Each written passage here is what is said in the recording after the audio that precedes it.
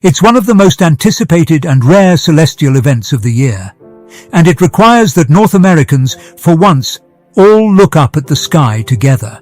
The total solar eclipse on April 8th occurs when the moon takes a leapfrog across the face of the sun, tracing a shadow that crosses Mexico, the western United States, and into Canada. Not only is this total solar eclipse something special to see, but on that same day, Comet Pons-Brooks, also known as the Devil Comet, is set to return to Earth in the most anticipated celestial year of all time, the 71st year. Today, in this video, we will understand all about this amazing phenomenon in the sky.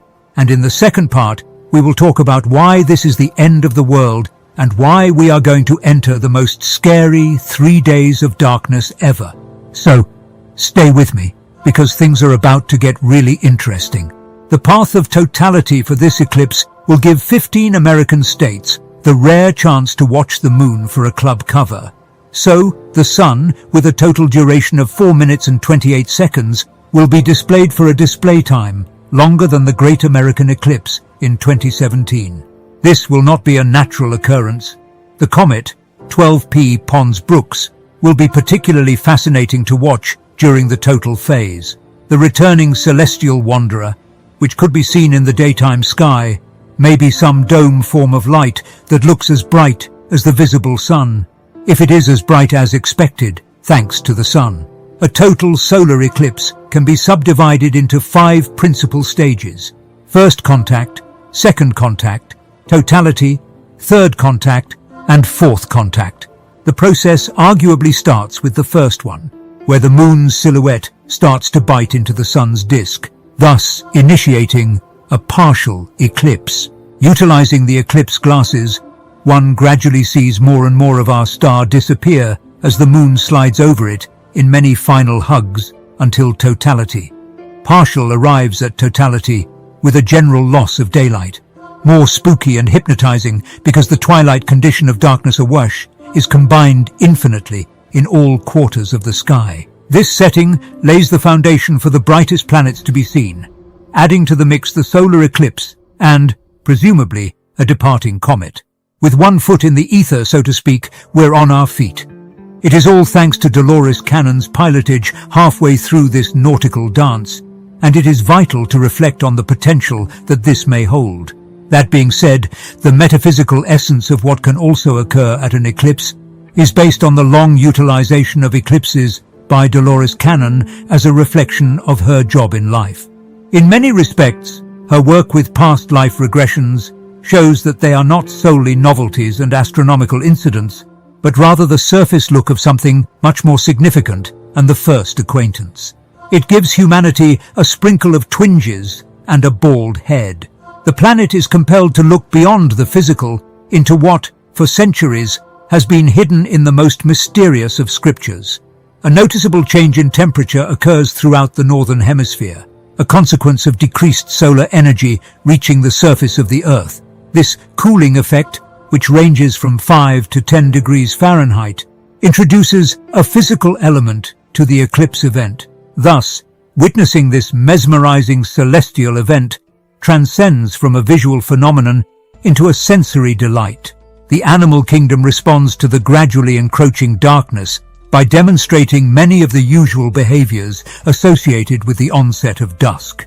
As the sun sets earlier in the evening, a variety of bird species go silent and may retreat to their nests, and nocturnal insects start their evening chorale. This alteration of animal behavior emphasizes the profoundly titanic power of the somber eclipsing of our daily star, momentarily obliterating the delineation between day and night.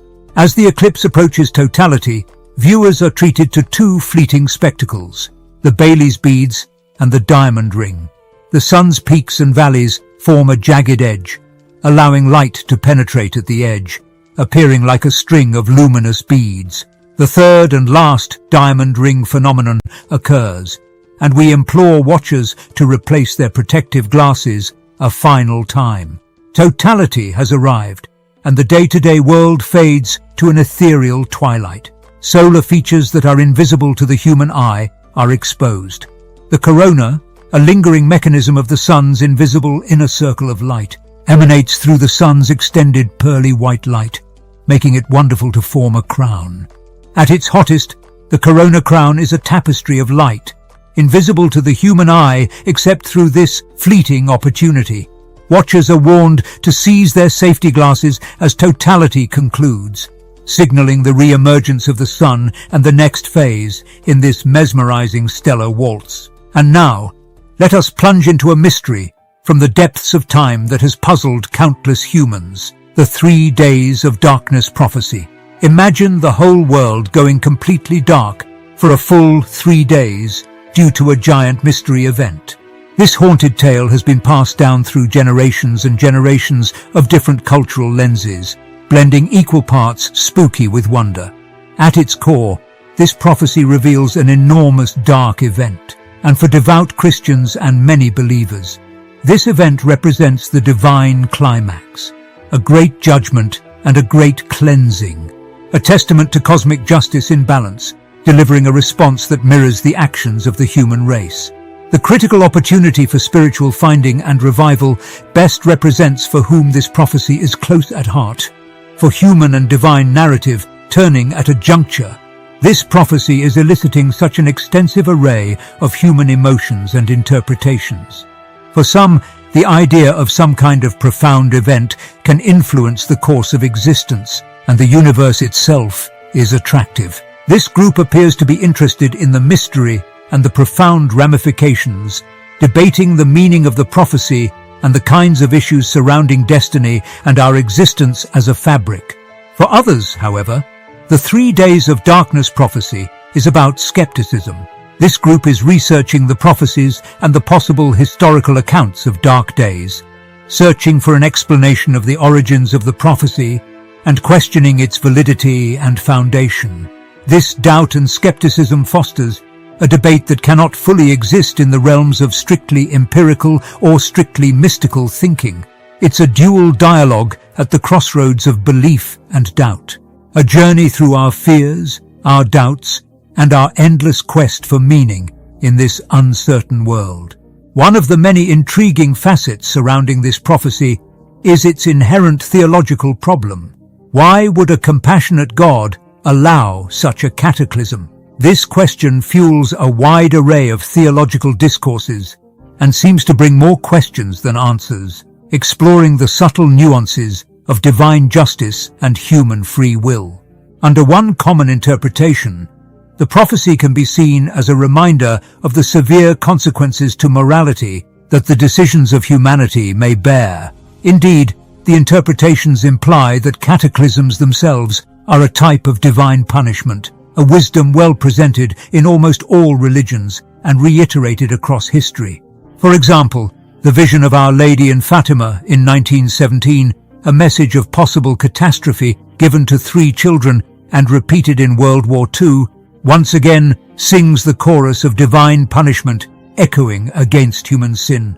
Once again, while crossing the lines of the 3 days of darkness, people question their knowledge about God's will, ability to fulfill prophecy, and necessity of rebirth through suffering. No matter whether one takes it literally, allegorically, or out of knowledge or curiosity, the prophecy and the checkup psychology raise deep questions and unlock the doors of fear to faith and hope for our species to come.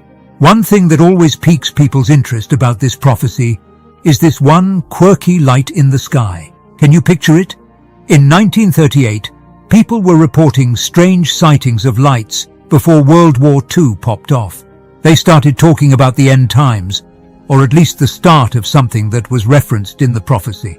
It's cool when things like that happen, because people get all riled up about destiny and there being some great plan in the sky for us, whether we like it or not. The cool thing about this prophecy is how it brings all kinds of people together to wrap their heads around some really big ideas. Whether or not you're into religion, there's something about this prophecy that's going to pique your curiosity. It's like this giant mystery that makes you question everything you know about life and the universe. But the truth is, this vision taps into a different kind of primal fear, the uncontrollable and unpredictable concept of the unknown future. At the same time, it lights a bonfire of collective fearlessness, through which we begin to question everything from mass extinction scenarios to a new beginning. When people can restart their lives with a reliable reset button and some divine assistance, it is a moment of truth for the deeply spiritual person. The prospect of a gloomy apocalypse or the early morning taste of something with universal value might fascinate you. The 3 days of darkness have an unusually curious ability to shove us all in the mirror, a way to remind us that it is essential for every human being to consider his or her options to contribute to a lighter, healthier globe and a healthier world. And maybe it's more about not preparing for a disaster from the outside in, but preparing our hearts for a change and discovering where we must be internally for light.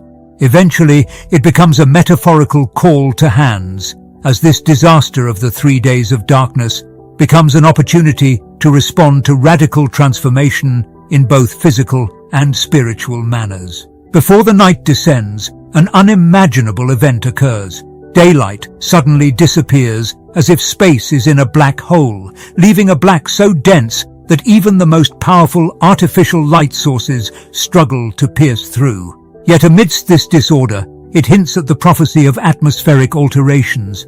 Loud thunderclaps and bolts of lightning are not just appearances of the force of nature.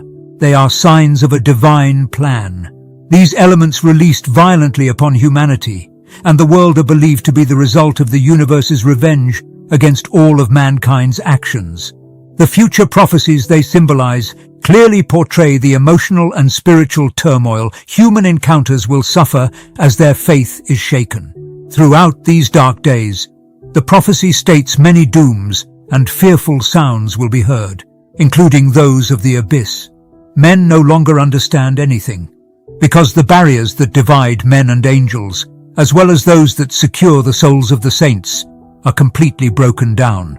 The time of darkness is when those foul, evil spirits, existing unseen on earth, are released and seek the lost souls that have drastically deserted their premises drastically. Heat, storms, and a return to the well-known Middle Ages will follow this period of darkness. The lands these evil people shall die. From the sky fall the fires of glory, and the earth shall be reformed from the scorching heat of these ruinous fires. It is a theme that reinforces the notion of man's mantle and the profound influence of our actions on the world. In the face of darkness, light is discovered in acts, faith, and the likeness of preparation. But beyond the premonition, these words offer a practical solution in preparation for darkness. Batten down the hatches of your own home, lock yourselves in, and cultivate a light that will permeate from your possessions to your home and to your hearts. In this context, the candles themselves are an omen of their own. Sacred but often interpreted as bad fortune, their flames are hope, and these beacons will be lights in the encroaching dark. However, to light or not light those candles is a testament not to our survival, but to our faith and prophecy as they follow the concepts of existence and fulfillment. In the end, the first light of desire for renewal is a prophecy about desire, renewal, and survival. It is a prophecy not about fear, but about the opportunity to hope.